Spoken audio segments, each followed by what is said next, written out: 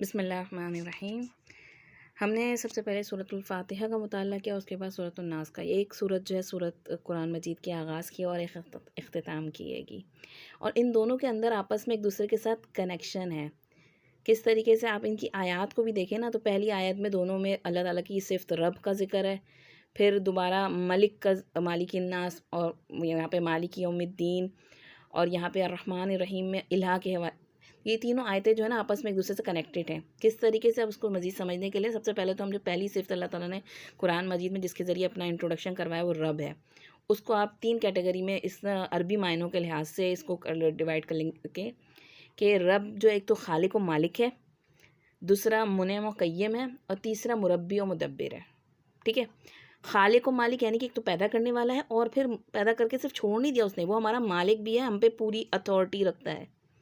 ठीक है, इसके अलावा मुनिम यानी इनाम देने वाला हैगा। उसने जो कुछ भी हमें दिया है ना, उसने पैदा किया हैगा, उसकी मर्ज़ी थी वो देता या ना देता, लेकिन सब क्या दिया उसने, हमें इनाम दिया है। हमने किसी भी चीज़ के लिए कोई पे नहीं किया, कोई उसकी खिदमत नहीं करी, कुछ नहीं किया, बस उसने ख़ुद से इनाम के तौर पे हमें ये जिस्म और जो चीज़ें भी दुनिया में दी हैं, रिश्ते दिए हैं, जो कुछ भी दिया है वो सब अल्लाह ताला का इनाम है। हम डिज़र्व नहीं करते वो सब, और फिर वो सिर्फ इनाम देकर छोड़ नहीं दिया, बल्कि वो उन सब चीज़ों को क्या है वही कायम रखे हुए। हम ख़ुद से अपनी सांसों को भी कायम नहीं रख सकते। हमारे जिस्म के अंदर कहाँ कहाँ खून जा रहा है, जिस्म के अंदर बॉडी में क्या कुछ फंक्शंस हो रहे हैंगे, ये सब अल्लाह ताला ने कायम किए हुए हैंगे। और पूरी कायनात में जो कुछ भी हो रहा है सब अल्लाह ताला ने कायम किया हुआ, सबका रब है ना, रब्बिल आलमीन। फिर इसी तरह मुरब्बी और मुदब्बिर। मुरब्बी यानी तरबियत करने वाला, ग्रोथ करने वाला, बहुत मोहब्बत और शफ़क़त के साथ ग्रेजुअली स्लोली आहिस्ता आहिस्ता बढ़ाने वाला। जब बच्चा कितना छोटा सा होता है, माँ के पेट से आता है, और माँ के पेट में भी किस तरीके से अल्लाह ताला तीन पर्दों के अंदर कैसी हिफाजत के साथ उसको बढ़ाता है। और मुदब्बिर में यानी कि तदबीर करने वाला, प्लानिंग के साथ उसने हर चीज़ बनाई हैगी, किसको कब किस वक्त कहाँ किस घर में पैदा करना हैगा, क्या कुछ देना हैगा, ये सब उसकी प्लानिंग का हिस्सा हैगा। हमारी इसमें कोई मुदाखलत नहीं है कि सब कुछ उसने लौह महफूज में लिख रखा है। तो जब एक बंदे को वाकई में यकीन हो जाए कि वो अल्लाह जो है वो मेरा रब है, मेरा खालिक व मालिक भी है, मेरा मुनिम व क़य्यम भी है, और मेरा मुरब्बी और मुदब्बिर भी वही है, तो इससे क्या होता है, दिल के अंदर एक एहसास पैदा होता है, और फिर रब से रिश्ता कायम हो जाता है। उस रब से रिश्ता कायम होता है, बंदा अपने आप को उसका अब्द मानने लगता हैगा, यानी दिल से तस्लीम कर लेता है कि वो मेरा रब है। जब आपका वो रब है तो आप भी तो उसके कुछ हुए ना, आप उसके क्या हुए, अब्द हुए। जैसे आप कहें कि ये मेरी माँ है, तो माँ अगर वो आपकी माँ है तो आप भी तो उसके क्या हुए, आप उसके बच्चे हुए। बिल्कुल इसी तरीके से जब फातिहा में रब से रिश्ता कायम हुआ ना, तो ख़ुद दिल से खुद ब खुद दुआ निकली, इय्याका नअबुदु, या अल्लाह हम सिर्फ तेरी इबादत करते हैं, यानी तू ही हकदार है। यहाँ पे अल्लाह ताला की तरफ से हुक्म नहीं दिया गया कि उबुदू, इबादत करो। फ़ेल जो होते हैं वो आप अब इंशाल्लाह मज़ीद पढ़ेंगे ना, तो फ़ेल एक का एक किस्म होती है फ़ेल अमर, जिसमें हुक्म दिया जाता है। यहाँ पे आप सूरतुन नास में देखें तो अल्लाह ताला हुक्म दे रहा है, कुल कहो, वहाँ पे अल्लाह ताला की पनाह में आने का हुक्म मिल रहा है। लेकिन यहाँ सूरतुल फ़ातिहा में अल्लाह ताला की हमारी जो दिल से रिश्ता कायम हुआ ना अल्लाह ताला के साथ, रब माना हमने उसे, तो हम खुद से अपने आप को सरेंडर करते हैं कि अल्लाह हम सिर्फ तेरी इबादत करते हैं, और फिर तुझी से मदद चाहते हैं। और जब हमने इबादत का हामी भरी और हमने मदद भी मांगी, तो अल्लाह ताला ने सिखाया कि मदद के लिए सबसे पहले क्या चाहिए तुम्हें, तुम कहो कुल आऊदु बिरब्बिन नास, कि मैं पनाह में आता हूँ रब की तमाम इंसानों के, यानी किसी एक इंसान की नहीं, सब इंसानियत की जो रब हैगा उसकी पनाह में आ रहा हूँ।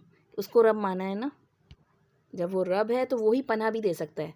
जिस तरह हम बच्चा होता है ना, वो कहीं भी कुछ तकलीफ़ होती है कि परेशानी होती है तो माँ की गोद में आके पनाह लेता है। अगर बाप भी उसे डांटे ना तो माँ की गोद में आके छुप जाता है। बिल्कुल इसी तरीके से जब हमने उसको अपना रब माना है तो हमने पनाह भी उसी से लेनी है, वो ही हमें बचा सकता है हर मुश्किल से, तकलीफ़ से, परेशानी से। फिर मज़ीद मलिकिन नास, तमाम लोगों के मालिक की।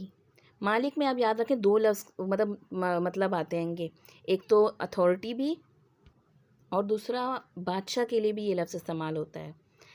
अब आप देखें जो सूरतुल फ़ातिहा है उसकी किरात मुख्तलिफ होती है ना, उसमें एक किरत में मालिक यौमिद्दीन पढ़ा जाता है, और एक किरत में मलिक यौमिद्दीन भी पढ़ा गया हैगा, यानी क़यामत के दिन का बादशाह भी है और क़यामत के दिन का मालिक भी है।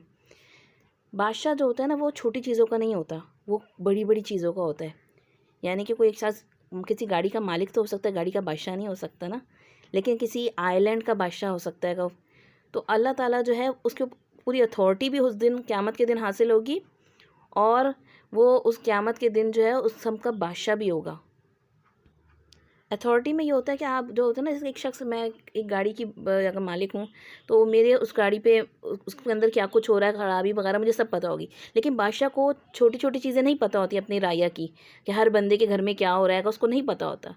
लेकिन अल्लाह ताला क़यामत के दिन के हवाले से ख़ास तौर पे जब कहते हैं ना, तो वहाँ अल्लाह ताला बादशाह भी होंगे, पूरी हर एक को उसका बदला दिलाया जा रहा होगा, और छोटी छोटी चीज़ों को भी देखा जा रहा होगा। जैसे अल्लाह ताला का फरमान है, फ़मन यअमल मिस्क़ाल ज़र्रतिन खैरन यरा, कि जो छोटी सी भी नेकी लेके आएगा ज़र्रे बराबर, वो भी देख ली जाएगी, और इसी तरह शर भी।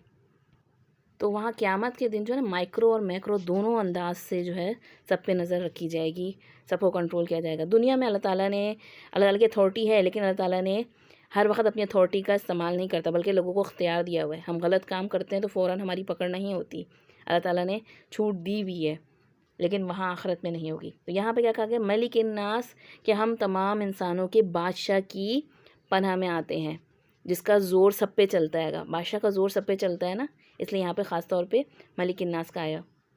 और फिर अगली आयत में किस तरह सिखाई पनाह मांगना, इलाहिन्ना, जो सब तमाम इंसानों का इला है। इला के भी मायने मैंने आपको 5 बताएंगे, कि जिससे सबसे ज़्यादा मोहब्बत की जाए, जिसका सबसे ज़्यादा खौफ हो, जिसकी सबसे ज़्यादा ताज़ीम हो, जिसके आगे झुका जाए और अपने तमाम हाजात उसके सामने रखी जाएँ। दूसरी तरफ आयत है अर्रहमान अर्रहीम, जो बहुत मेहरबान होगा वही तमाम हाजतें सुनेगा, और वही इंसान को हर तरह से मुश्किलात से निकालेगा।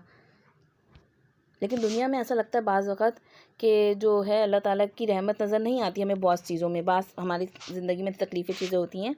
लेकिन वहाँ पे क़यामत के दिन जो है अल्लाह ताला जब अर्रहीम होंगे ना, तो अल्लाह ताला की 99 रहमतें मज़ीद बाहर आ जाएंगी।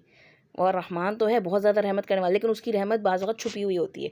जैसे कि हम कुरान मजीद में सूरह अल कहफ़ में पढ़ते हैं कि ख़िज़र अलैहिस्सलाम का जो वाक़या आएगा, कि वहाँ पे अल्लाह ताला की छुपी हुई रहमत है, नज़र नहीं आ रही, जो मूसा अलैहिस्सलाम को भी समझ नहीं आई, जिसके बारे में ख़िज़र अलैहिस्सलाम, जो कुरान मजीद की आयत में आता है ना, रहमतम मिर रब्बिक, की तेरी रब की रहमत की वजह से हुआ सब कुछ। तो उस रहमान रहीम रब इलाह की पनाह में आते हैं हम। तो बेहतरीन अंदाज़ में अल्लाह ताला ने हमें पनाह मांगने के लिए भी ना 3 अपने सिफ़ात का जो ज़िक्र किया है, और उसके बाद पनाह किससे मांगी गई, वसवासिल खन्नास, बहुत वसवसे डालने वाले, यानी सबसे बड़ा दुश्मन। जो हम बैरूनी चीज़ों को अपना दुश्मन ही समझ रहे होते हैं, नुकसान समझ रहे होते हैं कि ये आफ़त ना हम पे आ जाए, लेकिन उससे बड़ा दुश्मन हमारे अंदर बैठा हुआ है, जो हमें कहाँ कहाँ से गलत गुमराही की तरफ ले जाता है, हमें अंदाज़ा नहीं होता। उसकी पनाह में आओ। ये कितनी बड़ी रहमत है अल्लाह ताला की, कि वो हमें ख़ुद सिखा रहा है, हुक्म दे रहा है कि इस तरह पनाह मांगो। तो हमने इन अल्फाज पर गौर करते हुए इन सूरतों को सिर्फ पढ़ना नहीं है, बल्कि इनके अंदर जो दुआ मांगी जा रही है ना, उन्हें मांगना है दिल